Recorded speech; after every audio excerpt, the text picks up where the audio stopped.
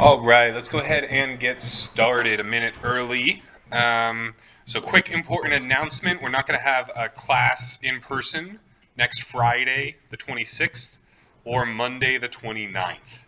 So, Friday the 26th or Monday the 29th, I will post a lecture playlist for each one of those days that I'll send out as an announcement to everybody. It'll be on YouTube, so you'll just click on the playlist link, and then you'll watch the videos. The videos will not be more than 50 minutes, right? The class is 50 minutes, so I'm just expecting the same amount of time. Obviously, you can watch them whenever. You don't have to watch them during the allotted class time, but just wanted to make that clear. I'll keep making this announcement at the beginning of class as we approach those dates. Okay, so jumping right in. So we left off last time, and we talked about our budget line, right? Where we had, some good on the x-axis, some good on the y-axis, right? We had something like cars and shoes, and we had so much money, and then we drew a straight line between them, right? And this was what we called our budget line. So that was the first part of chapter 2. Now the second part of chapter 2 is going to be talking about this production possibility frontier.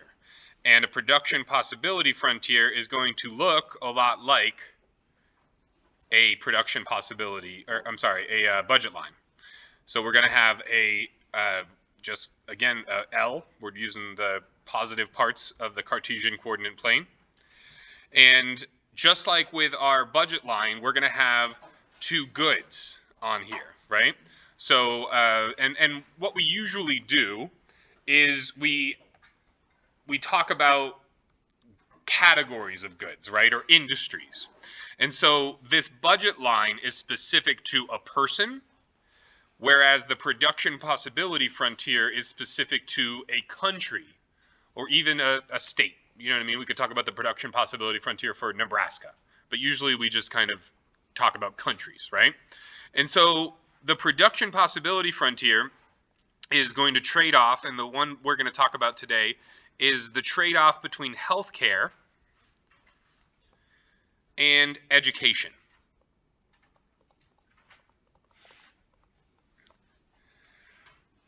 And the way that our production possibility frontier is drawn is a little different than the way that our budget line was drawn. So our budget line was drawn as this straight trade-off, right, between these two goods, because we knew the prices of the two goods. So we knew that, you could get so many shoes instead of so many cars, right? Like we had prices, and so this was a very definite slope. Compare that to a more generic, zoomed out production possibility frontier, and instead of a straight line, we end up with a curved line like this. So this is talking about the trade-offs of devoting social resources to healthcare compared to devoting social resources to education. So if we are at this particular point, if we're at junction A, then all of our resources are going to healthcare and none are going to education. If we're at junction D, most of our resources are going to education, right? And very few of our resources are going to healthcare. And we have different spots along the production possibility frontier.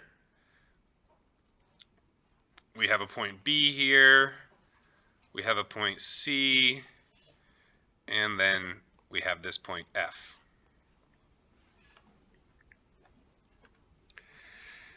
And so society can choose to produce any combination of healthcare and education, right? That's what all of these points are talking about, the different combinations. A is the extreme case where there's no education, all healthcare. F is the extreme case where there's no healthcare, all education.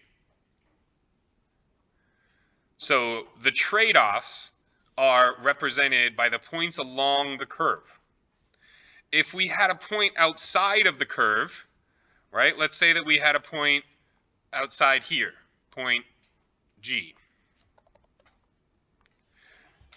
So this point outside of the curve is essentially talking about this amount of healthcare. So it's talking about a amount of healthcare, right? But it also wants F amount of education. So this point right here is unobtainable.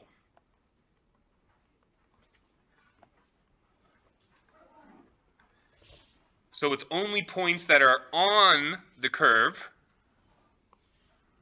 or inside of the curve that are going to be attainable. Now, if we put a point inside of the curve, let's say this point right here, we'll call it point H. So point H is going to be the same amount of education as point C, right? This amount of education, same as point C, but it's going to be far less healthcare. So point H is attainable, but inefficient. Why is it inefficient? Because we can increase the amount of healthcare from this to this without any kind of change in the amount of education. There's too many arrows going on here. Apologize. So we call this inefficient. Why is it inefficient? Because we can increase this without, there's no change,